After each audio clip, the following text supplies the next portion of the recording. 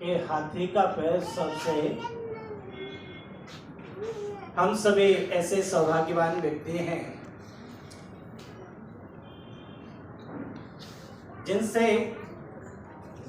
हम अपने जीवन का पाठ पढ़ सकते हैं। पूज्य माता जी जिनका अभी आपने बड़ी ऊर्जा के साथ स्वागत सम्मान किया, एक ऐसी बीमारी से उभर करके आई,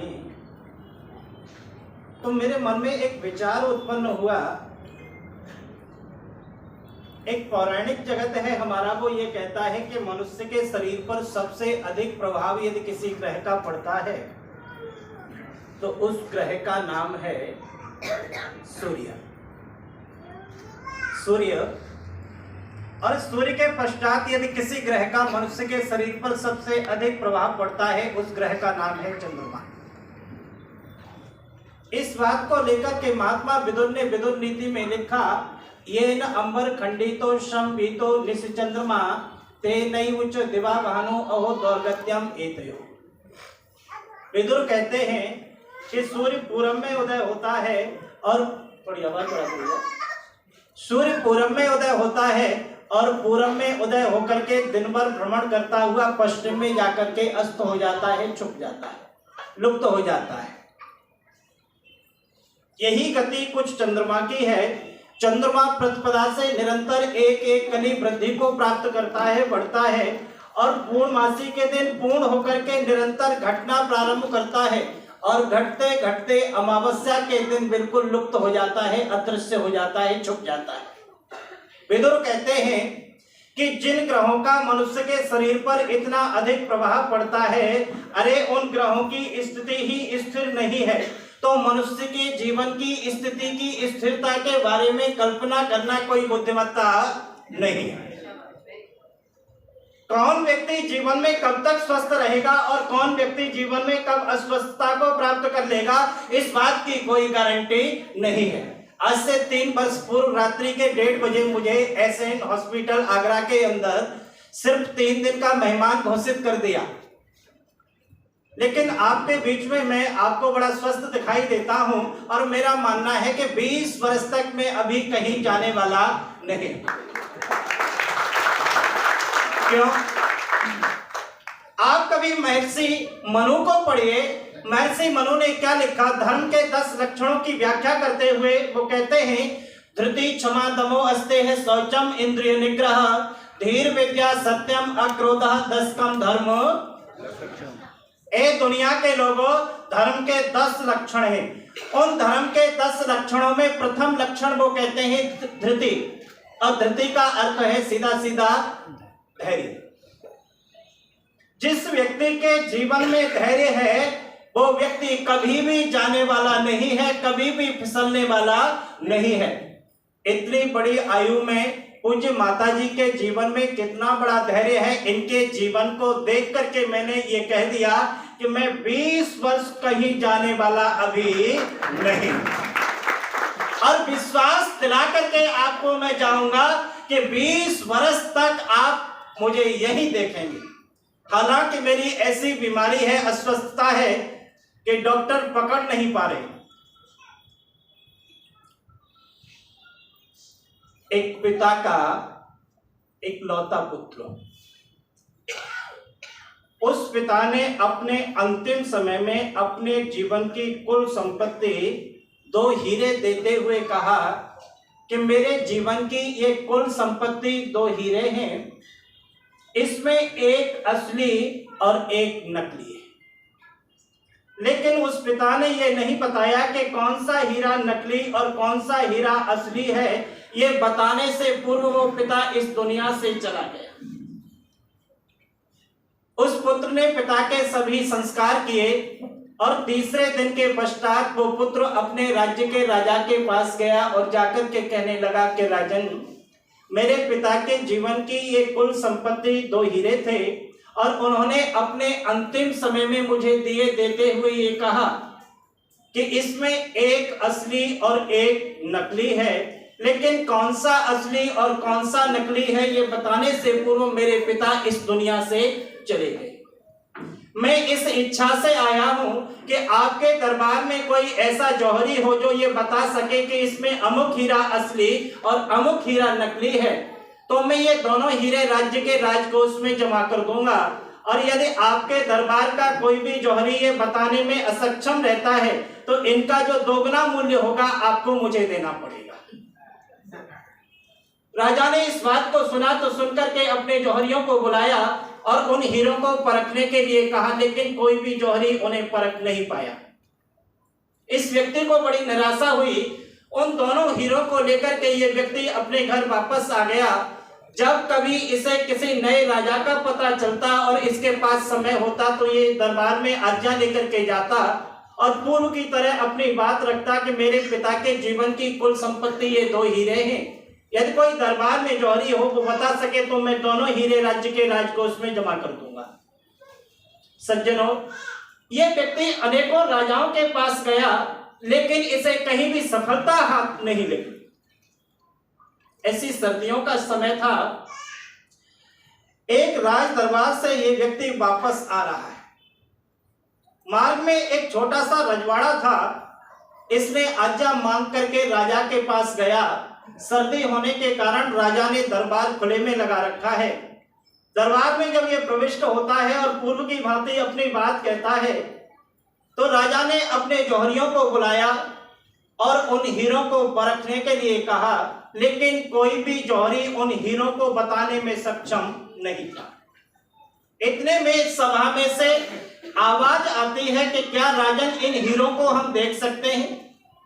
जिधर से आवाज आई सबने उधर देखा तो एक नेत्रहीन, एक सूरदास आवाज दे रहा है।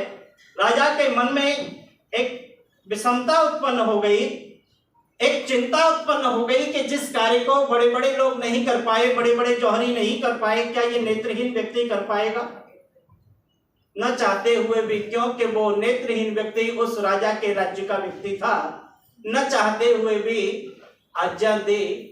और जैसे ही सज्जनों वो नेत्रहीन व्यक्ति उन हीरों के पास पहुंचा और हीरों का जैसे ही उसने स्पर्श किया, स्पर्श करते ही घोषणा कर दी कि राजन अमुक हीरा असली और अमुक हीरा नकली। ये घोषणा सुनते ही सभी के मन में एक प्रश्न पैदा हो गया कि जिस कार्य को बड़े बड़े जौहरी नहीं कर पाए, इस नेत्रहीन व्यक्ति ने बड़ी आसानी के साथ ये घोषणा कैसे कर दी। प्रश्न जनता के मन में भी है, प्रश्न राजा के मन में भी है, लेकिन कौन पूछे। राजा ने इस बात को भांप लिया और भांप करके उस सूरदास से पूछा कि सूरदास, आपने जो घोषणा की किस आधार पर की, हम थोड़ा सा जानना चाहते हैं। ध्यान देना, वो नेत्रहीन व्यक्ति कहता है कि राजन, ये दोनों हीरे धूप में रखे हुए थे, खुले आकाश के नीचे रखे हुए थे। जैसे ही मैंने इन दोनों हीरों का स्पर्श किया, जो हीरा धूप के प्रभाव से प्रभावित हो गया, मैंने ये महसूस कर लिया कि ये हीरा नकली है। और जिस हीरे के ऊपर धूप का कोई प्रभाव नहीं पड़ा, मैं समझ गया कि ये हीरा असली है।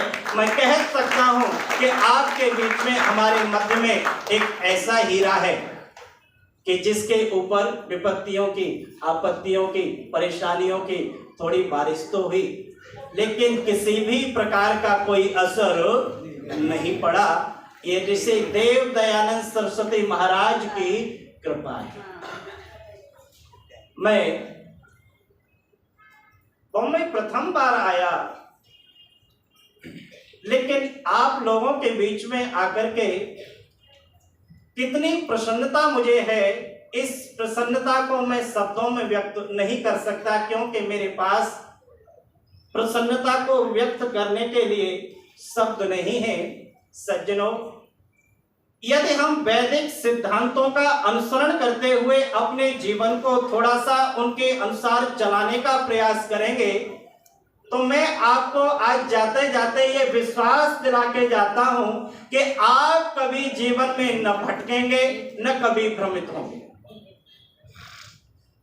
दुनिया में व्यक्ति वही भटकता है जिसने मूल को छोड़ दिया, वो दुनिया में मामूली होकर के रह गया, और जिसने मूल को पकड़ लिया, जिसने जड़ों को पकड़ लिया, वो संसार में मामूली होकर के नहीं रहा। आज दुनिया मूल को छोड़ करके भटक रही है। यदि मूल को आप पकड़ें तो अपने जीवन में कितनी उन्नति करेंगे। एक छोटी सी बात कहकर के मैं अपनी वाणी को विराम दूंगा कि आज धैर्य के अभाव में व्यक्ति कहां कहां भटकता है, कहां कहां जाता है। ऋषि ने लिखा कि ये वैदिक मत मेरा अपना नहीं है, ये सृष्टि की आदि से चलाया हुआ। ऋषि दयानंद कहते हैं, ध्यान देना, ये मेरा कोई अपना विचार नहीं है, ये जो वैदिक धर्म है ये सृष्टि की आदि का है। और इस वैदिक धर्म की छत्र छाया में जो है वो किसी भी प्रकार से चाहे कितनी भी आपत्ति विपत्ति क्यों न आ जाए, वो कभी भी घबराने वाला नहीं। और जिसने वैदिक विचारधारा का, वैदिक संस्कृति का परित्याग कर दिया, उसे जीवन में कभी मंजिल मिलेगी ये मैं नहीं सोच सकता। आज विधर्मी समाज को कितना बहकाने में लगे हुए हैं। कल पूज्य आचार्य श्री महेंद्र कुमार शास्त्री जी के घर से हम आ रहे थे, बहन जी भी साथ में थी। एक बहुत बड़ी रैली हमने देखी। उसको देख करके मेरा विचार उत्पन्न हुआ, मन में एक चिंता उत्पन्न हुई कि हम कहाँ खड़े हैं और समाज आज बहक करके कहाँ जा रहा है। निरंतर समाज बहक रहा है, विस्मित हो रहा है। प्रसंगवत एक घटना याद आ रही है। एक मंदिर पर कुछ बहनें बैठी हुई, इतने में एक धूर्त प्रवृत्ति का व्यक्ति एक डंडे को लेकर के उस मंदिर की दीवार में मारता है। एकाएक कोई इस तरह लगाए दीवार में डंडा, तो स्वाभाविक है व्यक्ति सोचने को विवश होगा कि इसने इस छड़ी को उठा करके दीवार में क्यों मारा। उन बहनों ने पूछा कि क्या कारण था, आपने इस डंडे को, इस छड़ी को उठा करके दीवार में मारा। तो ये धूर्त कहता है कि नहीं, कोई बहुत बड़ा कारण। इसका अर्थ है कि कोई कारण तो है, बहुत बड़ा कारण नहीं है लेकिन छोटा है, कोई कारण तो है। बहन पूछने लगी कि नहीं नहीं, फिर बताओ छोटा कारण क्या है, हम जानना चाहते हैं। तो ये कहने लगा कि मक्के में कुत्ता घुस गया है, मक्का के अंदर कुत्ता घुस गया, तो मैंने उस कुत्ता को मारा है, कुत्ता को बाहर निकाला है। सभी बहनें इस बात को सुनकर के आश्चर्यचकित रहे। लेकिन उस पूरे झुंड के अंदर एक बहन बड़ी समझदार थी। उसने कहा, इस विधर्मी को तो थोड़ी सी अकल देनी चाहिए, सबक सिखाना चाहिए। नतमस्तक होकर के कहा कि आप तो पहुंचे हुए गुरु नजर आते हो, मैं चाहती हूं कि आज आप मेरे यहां आकर के थोड़ा सा प्रसाद ग्रहण करें। और इन्हें ये चाहिए ही। बड़ी सहजता के साथ स्वीकार कर लिया और वो घर बहन चली गई। निमंत्रण देकर के जाकर के उसने बढ़िया सी खीर बनाई, लेकिन खीर के अंदर उसने चीनी नहीं डाली। बड़ी सी थाली लेकर के और उस थाली के नीचे परत पर एक चीनी की परत लगा दी, ऊपर से खीर डाल दी। और जैसे ही ये धूर्त पहुंचा जाकर के इसे खीर परोस दी। इसने खीर का निवाला जैसे ही मुख में दिया, चिंतन करने लगा, खीर तो बहुत अच्छी है लेकिन 2 पैसे की चीज डालना ये भूल गई। तत्क्षण विचार आया कि हो सकता है जिव्या ने सही स्वाद न दिया हो। दूसरी बार चखने का प्रयास किया लेकिन स्वाद फिर वही आया। फिर विचार किया कि तीसरी बार भी चख करके देखूं, और तीसरी बार चखा तो चख करके कहता है कि बहन खीर तो बहुत अच्छी है लेकिन आप इसमें एक चीज डालना भूल गए। उस बहन ने कहा कि कौन सी चीज है, तो ये कहता है कि शक्कर डालना भूल गए। माताओं ध्यान देना, उस बहन ने बड़ा सुंदर उत्तर दिया कि यहां से बैठ करके तुझे कावा में कुत्ता नजर आ जाता है और खीर से 2 अंगुल नीचे तुझे चीनी नजर नहीं आई।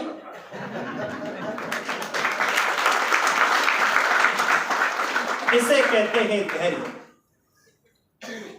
यदि ये धैर्य हर एक माता के अंदर हो, मेरे हर भाई के अंदर यदि धैर्य हो, तो कभी भी किसी भी परिस्थिति में न वो बहकेगा न फिसलेगा। इसलिए ऋषिवर देव दयानंद सरस्वती महाराज ने कहा था कि ए दुनिया के लोगों, यदि आप अपना कल्याण चाहते हो तो आपको वेदों की ओर लौटना पड़ेगा। आज वेदों की शिक्षा के अभाव में सज्जनों माफी चाहता हूं। मैं कभी किसी के दिल को दुखाने के लिए कोई बात नहीं कहता, लेकिन मैं पूरे वर्ष भर भारत वर्ष का भ्रमण करता रहता हूं। मैं ये निरंतर देखता हूं कि आर्य समाज में युवाओं की बहुत कमी है। और एक बात कहूं कि जहां युवा नहीं है वहां भविष्य सुरक्षित नहीं है। युवाओं का आना नितांत आवश्यक है। आज वैदिक संस्कृति को छोड़ करके व्यक्ति कहां कहां भटक रहा है। व्यक्ति का आज जीवन का जो धैर्य है वो कितना गवाही दे गया है। हम थोड़ी थोड़े कार्यों के लिए जाने कहां कहां भटकते हैं। अपने मठ मंदिरों में जाते हैं और कई बार तो मैंने ये देखा है कि अपने मठ मंदिरों को छोड़ करके हम विधर्मियों के यहां भी जाते हैं। मैं ये बात सिर्फ माता जी के जीवन को देख करके कह रहा हूं कि थोड़ा सा माता जी के जीवन का जो धैर्य है उस धैर्य को हम भी अपने जीवन में धारण करें तो किसी भी प्रकार की अवनति को हम प्राप्त नहीं करें। मैं जहां का रहने वाला हूं और पूरे भारत की बात कह रहा हूं कि पूरा विश्व तो मैंने नहीं देखा, लेकिन भारत अक्सर देखा है। आर्य जगत के लोगों को छोड़ करके आप देखें तो अक्सर लोगों के अंदर धैर्य नहीं है। मैं मूलतः एटा के पास एक गांव का रहने वाला हूं और मेरे पास में एक मुस्लिम लोगों का बहुत बड़ा कस्बा है। एक दिन मैंने उस कस्बा से आते हुए एक नवयुवक को देखा तो मैं क्या देखता हूं कि उसकी जेब में 2 ताबीज हैं। उसने ताबीज बहुत अच्छी तरह से अंदर रखे हुए थे, एक काला धागा बाहर निकल रहा था। मैंने पूछा कि ये क्या है। ये देखते ही मैंने उन्हें जैसे ही खींचा तो 2 ताबीज थे। कहने लगा, पहले देख करके शर्मा गया, लेकिन मैं कहां छोड़ने वाला था। मैंने पूछा ये क्या है, तो कहने लगा खान साहब के पास गया था। मैंने पूछा क्यों। कहता है माँ ने ये कहा था भैंस ब्याह गई है, 10 दिन ब्याह हो गया लेकिन दूध पर नहीं आई, एक ताबीज बनवा लाओ। और जब मैं चलने लगा तो उन्होंने दूसरी बार मुझसे कहा कि तेरा भैया 3 वर्ष से 10वीं में फेल हो रहा है, तू वहां तक जा रहा है तो एक ताबीज अपने भाई के लिए भी बनवा लाना। मैंने उन ताबीजों को उलट पलट करके देखा। मैंने उससे पूछा कि ये बता, इसमें भैंस का ताबीज कौन सा है और तेरे भाई का ताबीज कौन सा है। यदि धोखे से भैंस वाला ताबीज भाई के बन गया तो भाई हाई स्कूल पास हो जाएगा। भैंस वाला ताबीज भाई के बन गया तो भाई रात्रि को बाल्टी भर देगा, और भाई वाला ताबीज भैंस के बन गया तो भैंस हाई स्कूल ये केवल और केवल अधैर्य का परिणाम है। इसलिए महर्षि मनु कहते हैं कि ए दुनिया के लोगों, धृति जो धैर्य है उसे अपने जीवन में धारण करो। यदि तुमने अपने जीवन में धैर्य को स्थान दिया तो तुम्हारा कल्याण होना सुनिश्चित है। आप कभी इतिहास उठा करके देखें, जिन लोगों ने अपने जीवन में थोड़ा भी धैर्य को स्थान दिया उन्होंने बहुत बड़ा नाम रोशन किया।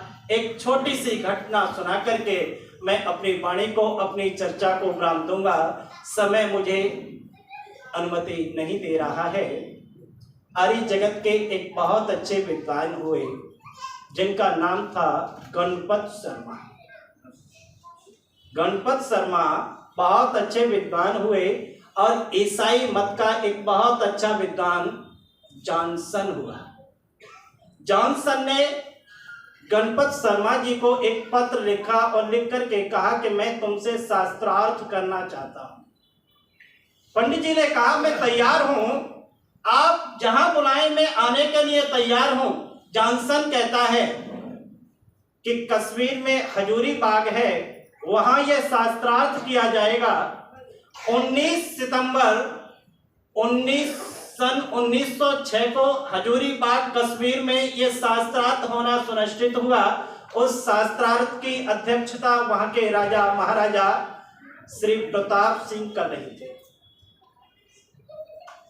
ये जॉनसन कहता है शास्त्रार्थ का विषय कि हमारा मसीह सबसे बड़ा है, और शर्मा जी कहते हैं कि भगवान कृष्ण सबसे बड़े हैं, सबसे शक्तिशाली हैं।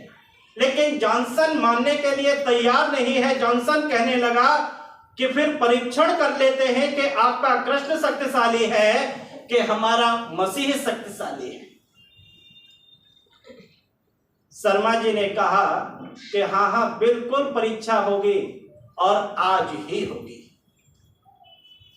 ये कहता है कि आप अपनी एक मूर्ति ले आओ भगवान कृष्ण की, और मैं जीसस की मूर्ति लेकर के आता हूं। मैं आपको सज्जनों यहाँ बताता चलूं, मुझे बड़ी प्रसन्नता है कि यहाँ बहुत अच्छी संख्या में बच्चे बैठे हुए हैं। आज ईसाई मिशनरी में बच्चे जाते हैं और ये अक्सर प्रैक्टिकल वहां किया जाता है। ईसाई मत के लोग हमारे बच्चों को बहकाते हैं कि तुम्हारा कृष्ण कैसा था, गोपियों के वस्त्र चुराता था, उन्हें नग्न अवस्था में देखता था, रास रचाता था, और हमारा मसीह हमारे पापों को लेकर के सूली पर चढ़ गया। तो हमारे विद्यार्थी शर्म के साथ अपने सर को झुका लेते हैं, कोई उत्तर देते हुए नहीं बनता, और ऊपर से एक प्रैक्टिकल कराते हैं। और वो प्रैक्टिकल है कि वो जीसस की मूर्ति लकड़ी की लेते हैं और भगवान कृष्ण की मूर्ति तो पत्थर की हुआ करती है। एक टब के अंदर पानी भरेंगे और ये कहेंगे कि जो शक्तिशाली होगा वो तैर जाएगा और जो कमजोर होगा वो डूब जाएगा। गणपत शर्मा जी के साथ भी यही उन्होंने किया और कहा, उन्होंने कहा कि शास्त्रार्थ ऐसे नहीं होगा। हमारे यहाँ तो जितनी भी परीक्षाएं हुई हैं वो सभी अग्नि परीक्षाएं होती हैं, तुम ले आओ। जैसे ही कहा अग्नि परीक्षा हो गई, जॉनसन के हाथ पैर फूल गए। उसका मसीह अग्नि के अंदर बहुत देर टिकने वाला और भगवान कृष्ण की मूर्ति का बहुत अधिक कुछ बिगड़ने वाला नहीं था। बहुत यदि कुछ बिगड़ जाता तो केवल जो कलर था वो धुंधला हो जाता। ये घटना सुनाने का केवल औचित्य मेरा इतना है कि जिन व्यक्तियों ने अपने जीवन में धैर्य को धारण किया है उन्होंने समाज का बहुत बड़ा कल्याण किया है। और इसका उदाहरण जीता जागता पूज्य माता जी आप सबके सामने, हमारे सामने बैठी हुई हैं। उनके जीवन से आप सबने, मैंने प्रथम बार दर्शन किए, आप लोग कोई उनसे अनुभुज नहीं है। तो मैं अपेक्षा करता हूं, समय मुझे आगे बढ़ने की अनुमति नहीं दे रहा, कि आप सभी जीवन में धैर्य को धारण करते हुए विचरण करेंगे, न कहीं बहकेंगे न फिसलेंगे। ऋषि देव दयानंद सरस्वती महाराज के बताए हुए पद चिन्हों पर चल करके अपने जीवन को संसार में सूर्य और चंद्रमा की तरह चमकाने का प्रयास करेंगे। कुंवर सुखलाल की मुझे वो दो पंक्तियां याद आती हैं। उन्होंने लिखा था कि वेद की सत्य शिक्षा दिलाते चलो, लोग बिगड़े हुए भी सुधर जाएंगे, बात मानो न मानो तुम्हारी खुशी, हम मुसाफिर हैं कल अपने घर जाएंगे। तो मैंने 4 दिन में कोई ऐसी बात कह दी हो, एक तो मैं इस बात के लिए क्षमा प्रार्थी हूँ। मैं अपने कक्ष से एक नाम की लिस्ट लेकर के चलता हूँ, लेकिन समय अभाव में मैं सभी के नामों का उच्चारण नहीं कर सका। बड़ी बड़ी हस्तियां यहाँ मौजूद हैं, लेकिन समय की अपनी एक मर्यादा है। टाइम इज मनी, समय सबसे मूल्यवान धन है। तो इस बात के लिए भी मैं क्षमा प्रार्थी हूँ। और दूसरा, मैंने यदि 4 दिनों में कोई ऐसी बात कह दी हो जिससे आपके हृदय को पीड़ा पहुंची हो, इस बात के लिए भी मैं क्षमा प्रार्थी हूँ। और यदि मैंने कुछ अच्छा कह दिया हो, हालांकि मेरा अपना ये मानना है कि मैंने अभी बीते 20 वर्षों में अच्छा नहीं कहा, लेकिन मैं भी आपकी तरह एक साधारण मनुष्य हूँ, साधारण व्यक्ति हूँ।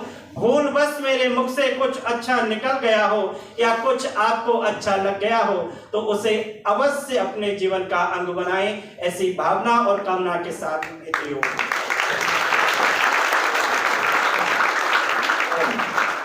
बहुत बहुत धन्यवाद।